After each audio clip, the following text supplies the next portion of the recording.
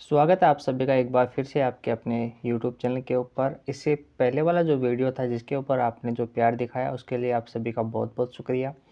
इस वीडियो में हम उन पॉइंट पे बात करेंगे जो पॉइंट आपने कमेंट सेक्शन के अंदर पूछे हैं। ठीक है, सबसे पहला जो कॉमन आपका पॉइंट है वो है कि रुकने की व्यवस्था कहाँ पर है। तो देखो, स्टेडियम के आसपास तो कोई रुकने की व्यवस्था नहीं है।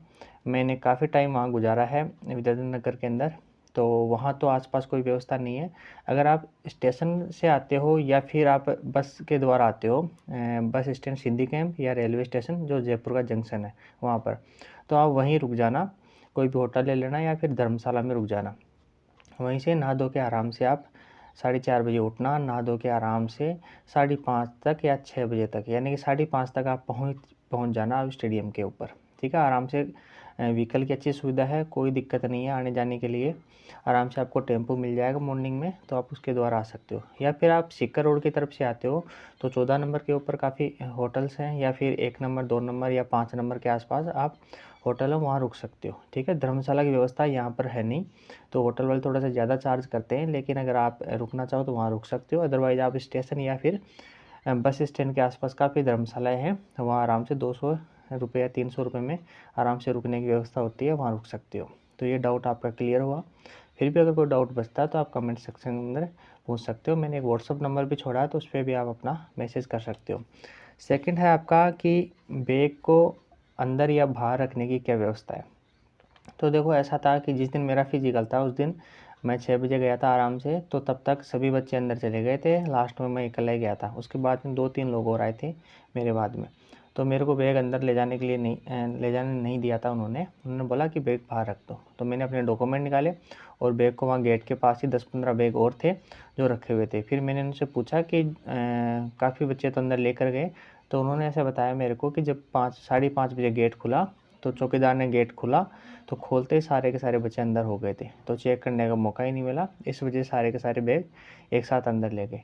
और कोई प्रॉब्लम नहीं है, आप अपने डॉक्यूमेंट अंदर लेके जाना, खाने पीने का सामान है थोड़ा बहुत, तो वो आप अपनी कोई थैली वैली के अंदर अंदर ले जा सकते हो। और कई बार बैग भी अंदर ले जाने देते हैं, इसका कोई मेजर इशू नहीं है कि बैग को बाहर कोई ले जाएगा, कोई नहीं लेके जाएगा, वो पुलिस वाले बैठे रहते हैं और आराम से बैग की सिक्योरिटी होती रहेगी। आप अपने डॉक्यूमेंट जो भी इंपॉर्टेंट चीज़ें वो ले जा सकते हो।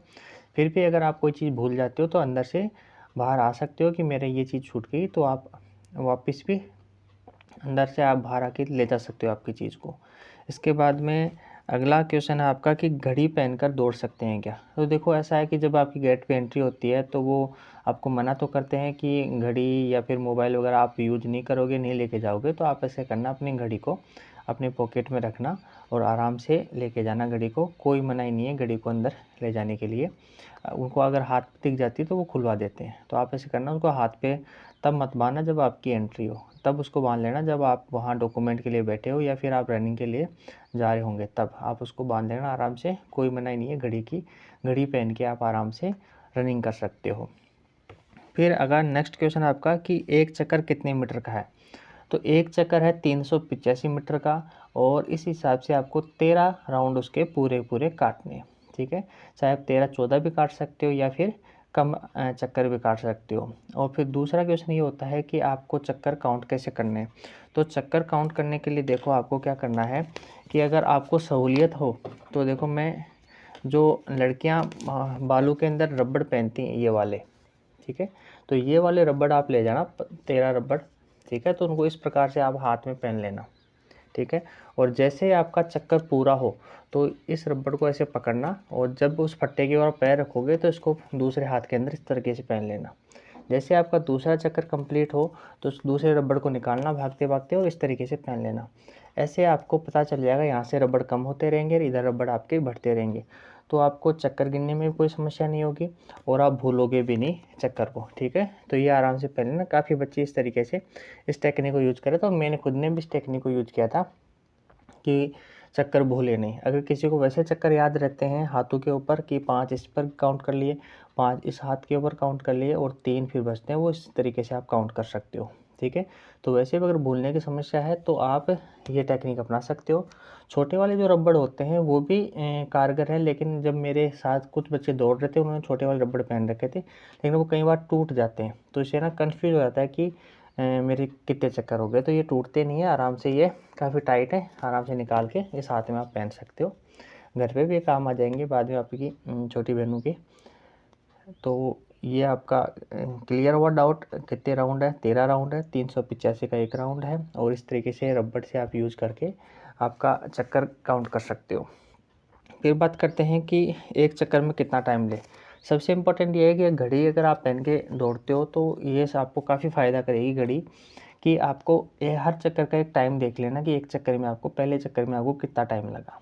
ठीक है, तो पहले चक्कर में अगर आपको टाइम लग रहा है 1 मिनट 40 सेकंड, 1 मिनट 45, 1 मिनट 50, ठीक है, 2 मिनट नहीं लगना चाहिए, क्योंकि इस तरीके से आप दौड़ना कि 2 मिनट के अंदर अंदर आप एक चक्कर काउंट कर लो। मेरा जो एक चक्कर का टाइम था वो था 1 मिनट और 30 सेकंड। उस हिसाब से मेरा हर चक्कर 1 मिनट 35, 1 मिनट 40 के आसपास मैंने रखा।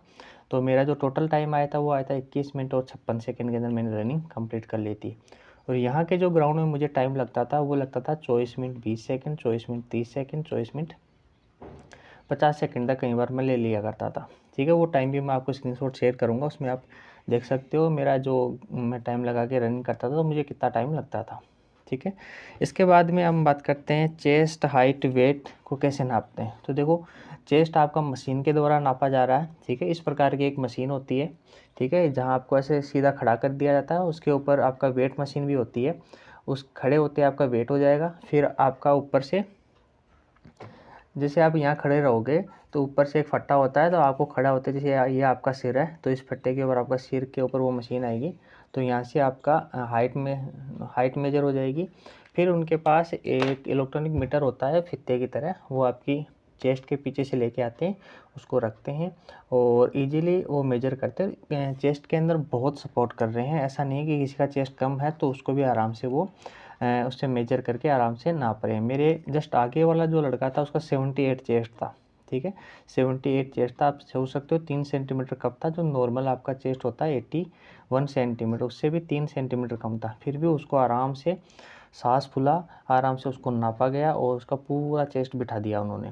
ठीक है, इतना अच्छा से स्टाफ है और ऐसा स्टाफ आपको कहीं नहीं मिलेगा। विद्यार्थी के स्टेडियम के अंदर जो स्टाफ है बहुत अच्छा कोऑपरेटिव स्टाफ है। अगर फिर भी आपको डाउट रहता है तो आप वहाँ कुछ डिप्स लगा लेना, 15-20 जितनी भी आप लगा सको उतनी डिप्स लगा लेना, जिससे 2-3 सेंटीमीटर का आपका उसी वक्त फ़र्क पड़ जाएगा।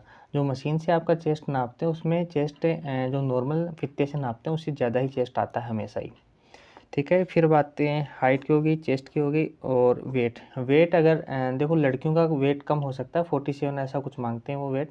तो अगर आपको डाउट है वेट के अंदर तो कुछ जब आपका वेट हो उस वक्त आप केले खा लेना, पानी पी लेना, तो उससे आपका 1-2 केजी आपका वेट बढ़ जाएगा।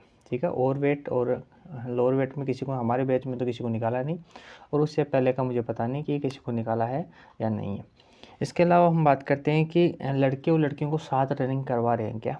तो हाँ, कि जैसे मॉर्निंग का जो बैच था सबसे पहले हमारा 6:30 बजे रनिंग किया था, तो उसमें लड़कियों का एक सिंगल बैच था, फिर लड़कों का सिंगल बैच था, फिर उसके बाद तीसरा जो चौथा बैच था उसके अंदर मिक्स लड़के और लड़कियां थी। हमारे बैच के अंदर 183 थे, जिसमें से लगभग 55 लोग फेल हुए थे। 55 में से थे 12 तो लड़कियां थी और 43 थे लड़के, वो फेल हुए थे। बाकी सारे के सारे पास हो गए थे। लड़कियां तो बहुत कम फेल हो रही हैं, सिर्फ लड़कियां वही फेल हो रही हैं जो भागते भागते पैदल हो गई हैं और बिल्कुल पैदल ही राउंड काट रही हैं, वही लड़कियां फेल हुई हैं।